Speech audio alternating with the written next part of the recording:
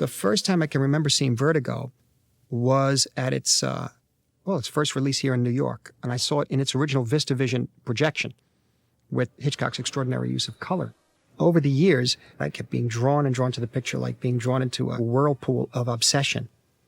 A very, very beautiful, comfortable, almost nightmarish obsession. And I think, for me, I found it fascinating years later when I look back and realized that towards the end of the studio system, such a highly personal movie could come out of that studio system with major stars. He loved San Francisco. He felt it was a very glamorous city. He felt it was rather like an American Paris. That's how he described it. He felt it was very cosmopolitan, more so than any of the cities he had seen at that time. It was 1955, 41 years ago, when I first walked onto this plaza and knew instantly that Mission Old San Juan Bautista would be the location Hitchcock wanted to use in our picture Vertigo. And he turned in a screenplay called Listen, Darkling. And that will tell you the whole story. No one could figure out what it meant. And the screenplay was exactly the same.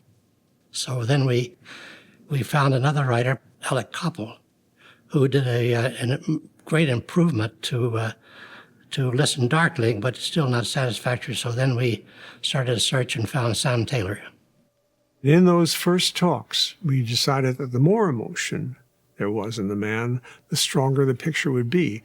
And he found, without even thinking about it, that he was making a picture that went much deeper than most of his pictures, just because the basic story, not the plot, but the basic story, had a true human emotion. This obsession of a man who, for the first time in his life, had fallen deeply in love. Then is when we started encountering delay after delay, starting with Hitch's problems with his gallbladder, and an operation was necessary. And then when Hitch recovered and we were all set to go, Vera Miles announced that she was pregnant and couldn't do the film. Every picture that I worked with him on was always storyboarded. And that would be one of the first requisites of his work. Hitch was the only director I've ever known who never looked through a camera. He didn't even stand close to the camera. He would say, "You got 3 inch on then you cut there." He'd tell them where they cut, and he'd always be right. He just transformed himself into the camera eye. I think Jimmy personified for my father every man, so that when people went to see a picture, they could put themselves in Jimmy's place. And especially in Vertigo, he wanted the audiences to identify with Jimmy, which is what everybody did. It excites me to work on dual personalities, because I think I have many myself. And I think that I was able to use so much of me in that movie. And working with Alfred Hitchcock, I adored working with him because, well, at first I was feeling insecure because I kept saying, "Well, now, is this right? How do you want me to play this character?" And he said, "I hired you, and that's why I want what you bring to this role. But what I do expect from you is to stand where I want you to, wear what I want you to, and speak in the rhythm that I want you to." And he worked a long time with me to try to get the right rhythm. Madeline had the complication and the excitement and energy underneath. It was all very, very held back on the outside, but underneath there were so many things going that I think that's part of what fascinated Jimmy Stewart, caused him a compulsion to want her, to possess her when he opens the door, do you know? And that feeling of wanting to go to him, of wanting to run away from him, wanting to, you know, all of these mixed conflicts all at one time. It was really, really powerful. Hitchcock was a wonderful director. I remember he came up to me, I think that first day, and it made me laugh so, because he said, "Now, Barbara, don't act. Don't act." And that's all he said to me, you see. I remember a scene at the drawing board where Midge was talking and drawing at the same time, and he'd say, "Barbara, look up," and I'd look up, and he'd say, "Now look down," and I'd look down. He'd say, "Now look left," and I'd look left. Anyway, he said, "That was what? Cut! Very good," you see. So that was that. Edith loved working with Hitch, and Vertigo was a real challenge because he had very, very definite ideas about what he wanted Kim to wear, especially this gray suit. Now, Kim did not want to wear gray, but Hitch was absolutely definite about that. She had to wear gray. Gray is not really a blonde's color, and there was something off-putting about it, but that was the psychology of the whole thing.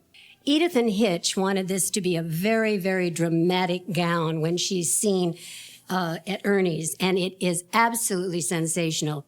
When Kim makes her entrance, every eye is upon her because she's absolutely breathtaking. And then when she went to Jimmy Stewart's apartment, she wore this magnificent white coat. Hitch was very definite about the kind of costumes that he wanted and the colors. And of course, white on a blonde is perfect. And it has a black chiffon scarf that goes through here and drapes down the back. And even that had a sense of mystery about it because the wind would catch this and mysteriously whip around her. You know, it all had a very eerie effect to it. But that was Hitch's genius. Everything is a set.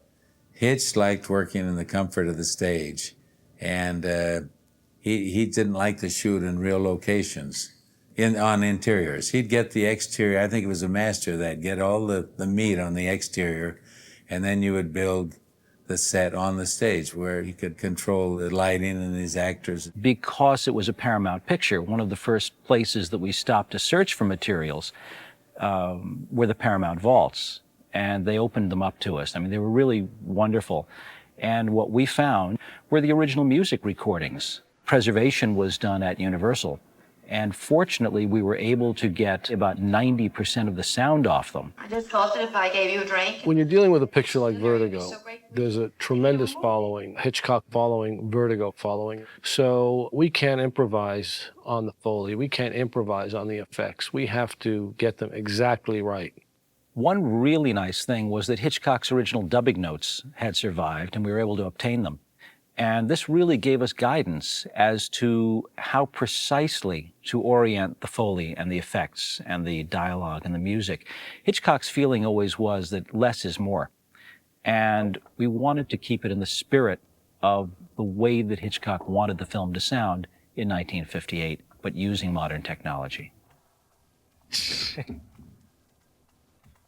The problem with it being, too, is we won't be able to get that spread on the music. Yeah, I didn't mind. I thought the Foley was good. I think sometimes. Okay. How high are the surrounds at the moment?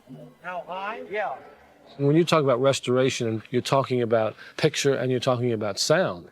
I mean, these, we may be working on a picture for months and then working on the sound for months, and we never see them together. That's one of the really exciting things that happens when we finally are able to put the sound and picture together and see what it's really going to look like. Universal, in their own quiet way, is probably the studio that's in the forefront today of film preservation.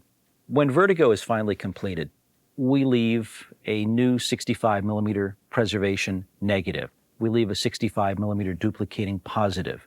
We're leaving enough films so that we can get Vertigo, hopefully through at least the next 200 years.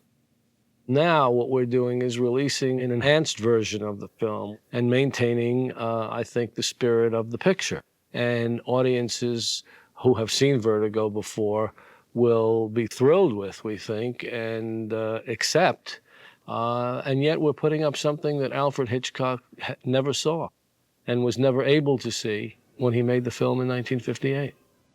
I know I'm a little bit jealous of people who are going to be seeing the film for the first time, because I'd love to know what that's like, and to see it in 70mm and DTS. It should really be an incredible experience. I think Alfred Hitchcock adored this movie. I think he was obsessed with this movie. I don't know, perhaps he was with many of his others as well, because that's the kind of director he was. But Hitch loved this movie more than any. I do believe so. I think he was pleased, and I know I was pleased, that over a period of time, the reputation of the picture grew, and that scholars and critics began to talk of it as one of his most important pictures, and finally people were saying it is really his most important picture. I know he was pleased about that.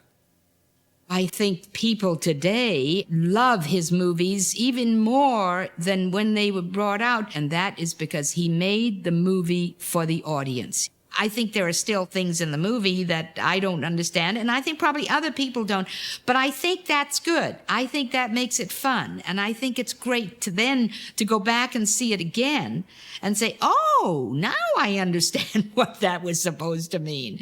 Vertigo somehow stands out, and I think it stands out because it was unabashedly personal. And I think that's where the truth lies in the picture, and that's why I think it sustains over the years. And you don't know exactly, well, the person who made this feels this way or whatever. You can't put it into words.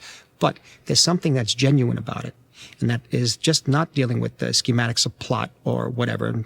That has a very strong heart behind it, and a very, very troubling look at humanity in a way. But it's something that's honest and true, and that has a great deal of psychological complexity, and that's lasted over the years.